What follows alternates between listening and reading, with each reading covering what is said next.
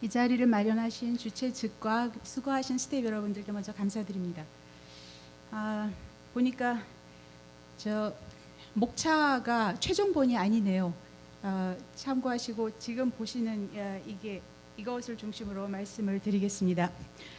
먼저 제가 오늘 사용하는 NLFEM이라든지 K-페미니즘은 확립된 학술 용어가 아닙니다. 어제 한 유튜브에서 K-페미니즘이라는 제목으로 나혜석, 김한란 같은 해방전 신여성부터 언급하는 걸 보고 아차 싶었는데요. 혼동 없으시길 바랍니다. 제가 오늘 쓰는 K-페미니즘은 한국 페미니즘 역사 전체를 말하는 게 아니라 제 발표문에서 편의상 쓰는 용어일 뿐입니다. 즉 1980년대부터 현재 21세기 한국에서 벌어지는 페미니즘의 복잡 다단한 현상을 아우르는 말일 뿐입니다. NL이란 80년대 운동권, 반독재 투쟁기에 형성된 민족 해방 노선, 운동권 민족 해방 노선을 말합니다. National Liberation. 그 다음에 NLFEM이라고 하는 것은 그 반독재 투쟁기 운동권 출신의 페미니스트로서 현재 권력화된 여성계 카르텔의 중심 및 그 주변부에 계시는 분들을 말하며 위안부 문제를 지난 30년 우리가 아는 바로 그런 방향으로 밀어붙여 온 분들입니다. 대체로 50대 이상이죠. 그리고 그 영향권에 있는 40대 분들까지가 여기 속하고요. 그 다음에 거기에 80년대 후반 이후에 출생하신 분들을 뭐 영팸이라고 할까요? 이런 분들, 뭐 30대 이하, 이런 분들을 다 통틀어서 저는 오늘 K팸이라는 용어를 쓰겠습니다.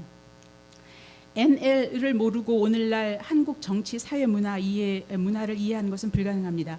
80년대 후반에 소위 진보 진영의 주류가 됐고 지난 20년 한국 사회의 절대 강자가 됐습니다. 특정 정치 성향을 가지고 단시간에 전국적으로 큰 인원을 시위에 동원할 수 있는 대한민국 유일의 세력입니다. 김대중 정부 시절 6.15 선언과 햇볕 정책 이래 운동권 출신이 제도권에 대거 진입했습니다. 시민단체, 각종 시민단체, 법조계, 학계, 교육계, 문화계. 제도권의 기업에 노조를 만들거나 기존 노조의 주도권을 장악했습니다. 대표적인 게 잘 아시는 민노총이죠. 민주노조 총연합. 그리고 교육계의 민노총이라고 할 만한 전교조, 전국교사 노동조합이 있습니다. 물론 이 출발은 그렇지 않았다고 알고 있습니다만은 지난 20년 NL의 본산이 됐습니다. 그리고 여성계의 민노총이라고 할 만한 여연, 한국여성단체연합이 있습니다. 특징은 이 한국의 여성운동은, 그러니까 NL, 페미 중심의 한국의 여성운동은 대다수 여성 삶의 절실한 문제들과 동떨어져 있다는 것, 그리고 이념운동, 역사전쟁, 권력투쟁의 요소가 강하다는 겁니다. 68세대를 거치며 좌경화한 서구 페미니즘이 80년대, 90년대 한국의 운동권 민주주의 조류에 몸을 적신 후 젠더 페미니즘과 손잡고 21세기 한국의 대중과 만나 그 속에 파고든 모양새라고 저는 표현합니다. NL 페미니즘은 여성의 독립, 인권과 평화를 말하지만 위안부 운동에서 보듯 반일의 선봉이고 그 진지였습니다. 그리고 민족주의와 사실은 상극일 젠더 페미니즘을 세력 확장의 한 방법론으로 활용하고 있는 것 같습니다. 인권이란 이름으로 성소수자 LGBT를 옹호합니다. 이따 말씀드릴 건강가정기본법이라고 하는 것도 바로 그 여성계의 그 페미니즘 사조를 반영하고 있다고 봅니다. 80년대 중후반 이래 학생운동은 민족해방계가 장악하면서 반독재 투쟁의 반외세 성격이 강화됩니다. 반미 반일, 미군 철수, 주한미군 철수 이런 거죠. 그 다음에 뭐 노동운동 중심이었던 또 다른 학생운동의 노선이었던 PD, Proletariat Democracy는 특히 동구권 몰락구에 쇠퇴했고 NL에 거의 흡수됩니다. 1986년 직선제 개헌과 1993년 문민정부 출현으로 한국은 제도적 민주화를 달성합니다. 그런데 민주화 운동은 계속됩니다. 그리고 그 민주화 운동에 드디어 통일, 우리 민족끼리라는 구호가 전면에 등장하기 시작했습니다. NL에게 대한민국은 태어나지 말았어야 할 나라입니다. 그러니까 적폐고 대한민국의 역사는 신식민주의 역사로 보죠. 아주 너그럽게 봐서 그냥 통일로 나아가는 과정의 과도적인 상태, 뭐 낮은 단계 혹은 높은 단계의 연방제로 가는 과도기일 뿐입니다. 그런데 이 민주화를 외치던 그리고 민족 통일이야말로 민주화의 완성이라고 그분들은 정말 굳세게 믿습니다. 근데 최근 현 정부 들어서 분명히 알게 된 거는 그분들이 말하는 민주화라고 하는 게 자유민주주의가 아니었다는 거였죠. 예, 참고로 북한의 정식 명칭은 조선민주주의 인민공화국이죠. 예. 지금 현재 한국에서 벌어지고 있는 페미니즘이란 이름으로 벌어지는 여러 가지 상황들을 잘 알 수 있는 이런 책들을 소개합니다. 제가 이 책을 소개하는 것만으로도 오늘 이 자리에 선 보람이 있다고 생각합니다. 특히 이 오세라비 작가님, 김소연 변호사, 나연준 평론가님 뭐 책들은 믿고 보셔도 될 정도라고 생각합니다. 그리고 또 하나 추천하면은 이분 유튜브에서 개념 수호 작전 TV, 개수작 TV를 운영하시는 철학 박사 염영숙 씨입니다. 정의연 사태, 윤미향 사태가 터지고요. 그 국가적인 보조금, 정부 보조금과 그 국민들의 성금, 그 위안부 할머니들을 위한 심지어는 수요 모임에 오는 그 초등학생들까지도 그 성금한 돈이 할머니들한테 별로 쓰이지 않았다는 것을 알고 온 국민들이 큰 충격을 받았는데요. 이분이 정말 할머님들한테만 드린다는 것을 공지하고 계좌를 만들어서 며칠 만에 6,400 얼마를 모아서 10원 단위까지 할머니들에게 드렸다는 것입니다. 그 현재 한국의 페미니즘 상황에 대해서 아주 유쾌하고 찰진 그런 레토릭으로 재미있는 방송을 많이 하고 계십니다. 예. 그래서 결국은 한국 NLFM이가 페미니즘 위안부 운동으로 방향의 중심 과제로 삼을 수밖에 없는 이유는 결국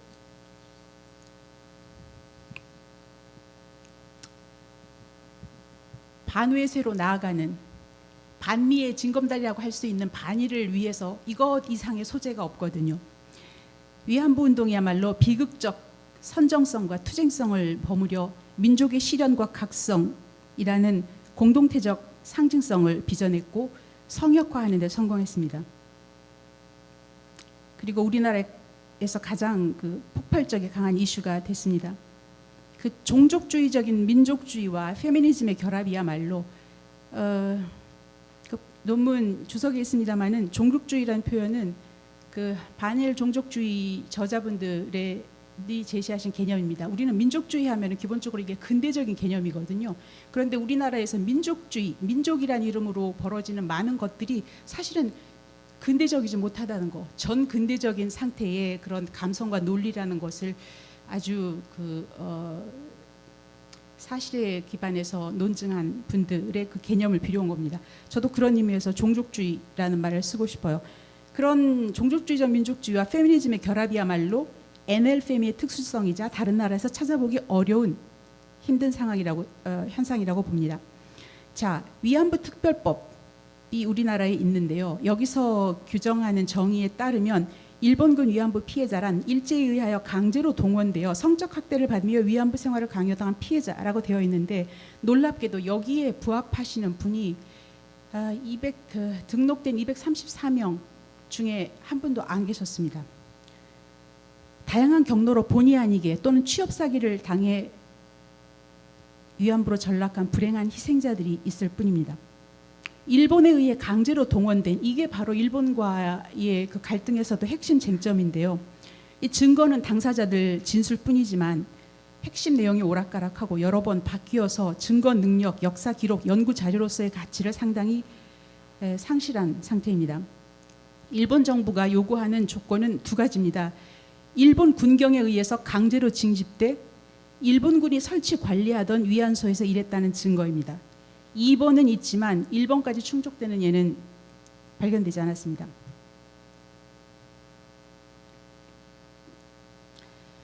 자, 이 책들도 여러분이 반드시 기억하시고 보시기를 추천합니다.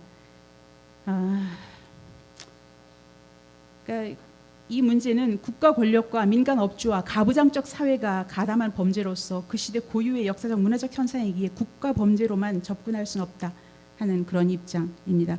여러분들도 자료를 뒤지고 이성적인 판단을 하시면 동의하게 되실 만한 일입니다. 정대협, 즉 현재 정신대 문제 대책협의회, 그러니까 처음부터 우리나라 위안부 운동은 위안부와 근로정신대와도 구분을 못했습니다. 현재는 이제 정의연, 정의기억연대라고 되어 있는데요. 여기서는 위안부 문제를 국가가 주도한 조직적 성범죄, 전쟁 범죄라면서 일본 정부의 사죄 배상 그리고 국가 범죄로서 명시할 것을 요구합니다. 일본 정부는 국가가 주도한 조직적 범죄라는 증거가 없다는 입장이고 도의적인 사죄와 위로금의 성의를 표했지만 국가 차원의 사죄와 배상은 어렵다. 국가 범죄라는 명시, 예를 들면 문서나 교과서 같은데 그것도 거부하고 있습니다.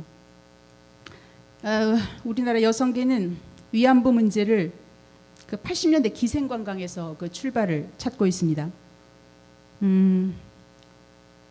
나중에는 그 위안부 이퀄 성노예라는 그 논리도 할머니들한테 강요하죠. 그러니까 피해의식, 그다음에 자학적 민족주의를 강화하는 기폭제로 위안부 문제를 철저히 이용했다고밖에 볼 수 없습니다. 정말 충격적이게도 이용수 할머니의 폭로로 촉발된 윤미향 사태로 드러난 바 위안부 운동에서 피해 당사자들의 목소리와 권익이 무시됐다는 것, 그리고 위안부 정의연이 강요하는 위안부 서사, 위안부 내러티브, 소녀상으로 그 치마 저고리를 입고 있는 10대 초중반의 그 소녀로 상징되는 그것은 팩트와 동떨어진 매우 허구적인 상이라는 것은 일찍부터 지적이 있었습니다만 항상 무시되어 왔습니다.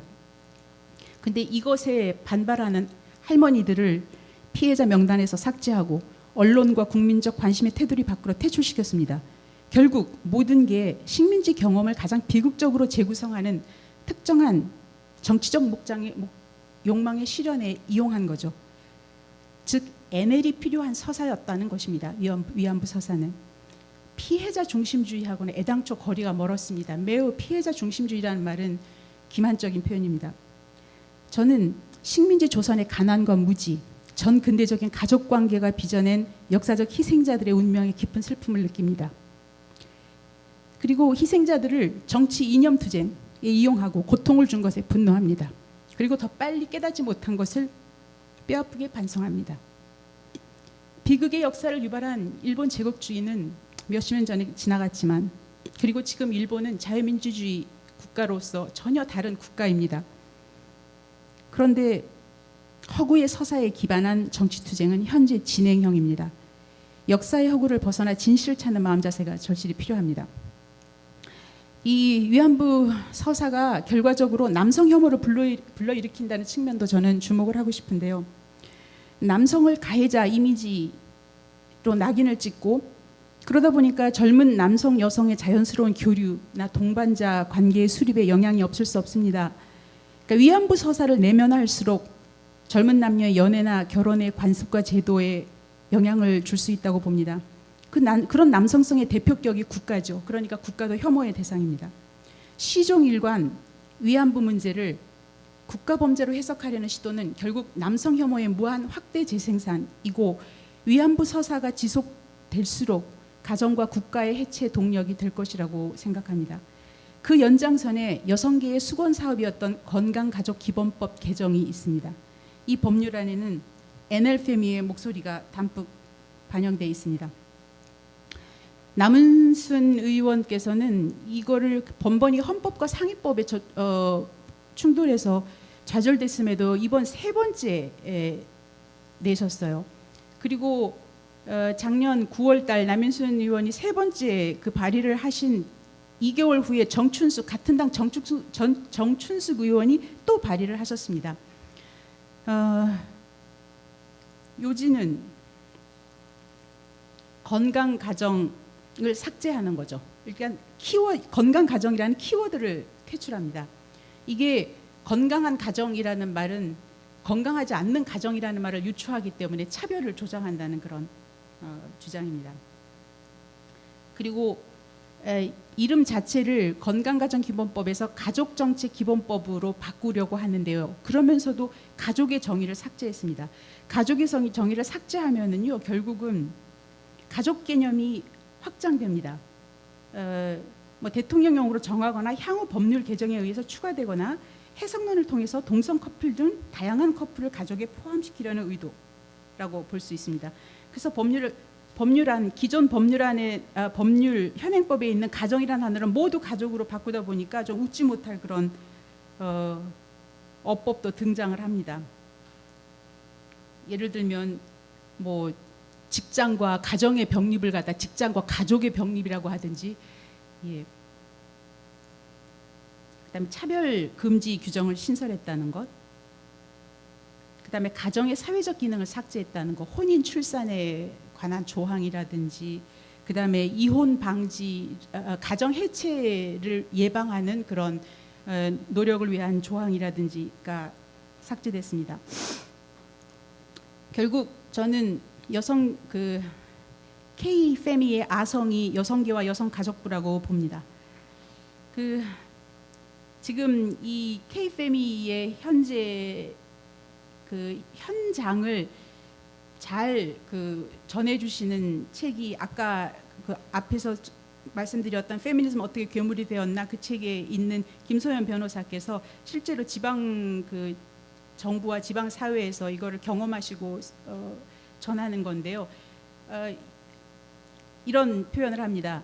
뭐 양성평등 주간 행사 등등등등 이런 것을 페미니즘의 이름으로 또 여성운동의 이름으로 지방자치제와 연결돼서 하고 있는데, 몇 가지 제외하면 대부분 페미들의 축제 내지 사교 모임이다. 나라 돈으로 다과 차려놓고 행사 명목으로 축제와 사교를 즐기며 또 이런 이력을 이용해 여성 인권 운동과 간판 달고 정치권으로 진출한다. 이런 고발을 합니다. 지금 여성가족부 20년에 대한 학술적 논의와 사회적 평가가 절실한 상황이라고 봅니다. 지금 사실 현재 의석 구도로는 가능하지도 않을 여성가족부 폐지를 외치기보다는 먼저 철저한 감사를 하자고 요구해야 될 것 같습니다. 여성가족부 20년을 탈탈 털면 자연히 존폐론에 관한 여론이 나올 것이라고 생각합니다. 예, 지금 여성계를 지금 한국 여성계를 지배하는 페미니즘, 젠더 페미니즘의 역사를 좀 쭉 설명드리려고 했는데요. 시간이 없어서 이제 빨리 넘어가겠습니다. 여성은 태어나는 게 아니라 길러지는 거라는 이런 류의 페미니즘은 정말 옛날 얘기입니다. 이제 이미 1970년에 이런 페미니즘의 마오이스트, 마오쩌둥주의자라는 소리를 듣는 이 케이트 밀러트의 이런 책이라든지 성의 정치학, 그러니까 인류 문명사가 속에 감춰진 가부장제를 폭로하고 규탄하고 여성은 최후의 식민지고 성규범 해체 없이는 인간 해방은 불가능하다는 이런 것. 그 다음에 정말 대단히 지금 젠더 페미니즘에서는 각광받는 그런 사람들이죠. 제일 왼쪽에 있는 윌헬름 라이히라는 사람이 바로 지금 우리나라 젊은이들에게, 청소년들에게도 성의 기쁨을 알게 해야 된다. 그게 인권이다라는 생각의 배경이 되는 그런 학생 인권 조례에 담긴 성정치, 성혁명의 그런 주장은 이 제일 왼쪽에 있는 이 분에서 시작됐고요. 그 다음에 제일 오른쪽에 있는 유명한 미셸 푸코라는 정말 서구 현대 철학사의 대스타죠. 이분은 동성애자로 에이즈로 사망했습니다마는, 그리고 여러 가지 행동에 흑역사가 있는데도 다 덮였습니다. 그만큼 엄청난 스타로 각광을 받는 분이죠.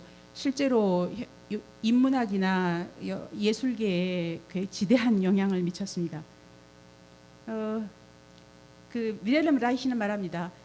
마르크스는 인간이 결국 계급에 갇혀서 느끼고 사고한다는 것을 까발렸는데요. 근데 개인을 제대로 보질 못했어요. 그게 바로 프로이트가 드디어 인간이 이성적인 자아로 움직이는 존재인 줄 알았더니 알고 보니까 무의식의 덩어리였다. 그리고 그 무의식을 알고 보니까 억압된 성이었다.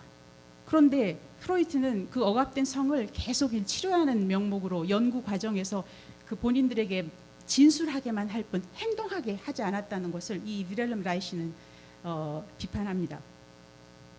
그리고 이 윌헬름 라이히가 뭐 당시에는 그 좌익에서 그 혁명성, 운동성을 방해한다고 외면당했지만은 68세대를 만나면서 꽃을 피우죠. 이분은 19세기 말 20세기 초 분인데 68혁명 때 드디어 제 세상을 만납니다. 그리고 그 연장에서 그 유명한 주디스 버틀러라는 분이 있어요. 여자신데요. 동성애자시고 오른쪽에 사진 보시면 이런 외모를 이런 분위기였던 적도 있어요. 그래서 잘생긴 페미니스트 같이 덕질하실 분 괌 이게 어떤 우리나라 여자 대학에서 동아리 모집 광고였습니다. 그러니까 그 서구나 또 일본 같은 경우는요.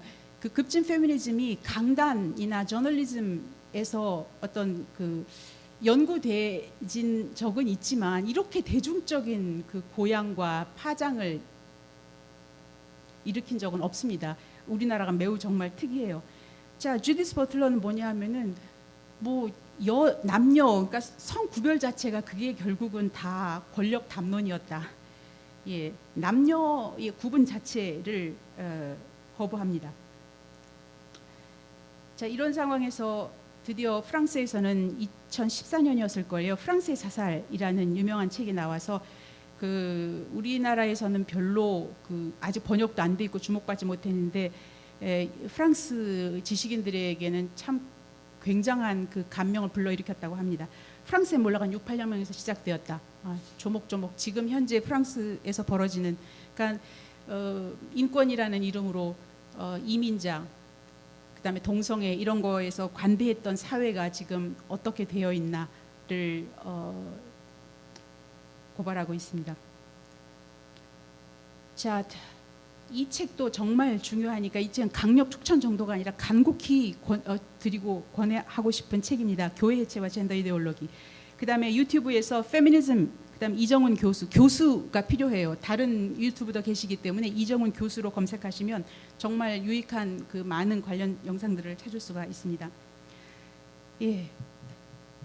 결국 잉여 생산물이 생기면서 모계 사회에서 부계 사회로 전환했다는 거 마르크스의 지적은 팩트입니다. 여기서 문명이 시작됐죠. 물론 인류 문명사가 아름답지만은 않았다고 생각합니다. 수많은 시행착오를 거쳐서 인류는 지금의 수준에 도달했습니다.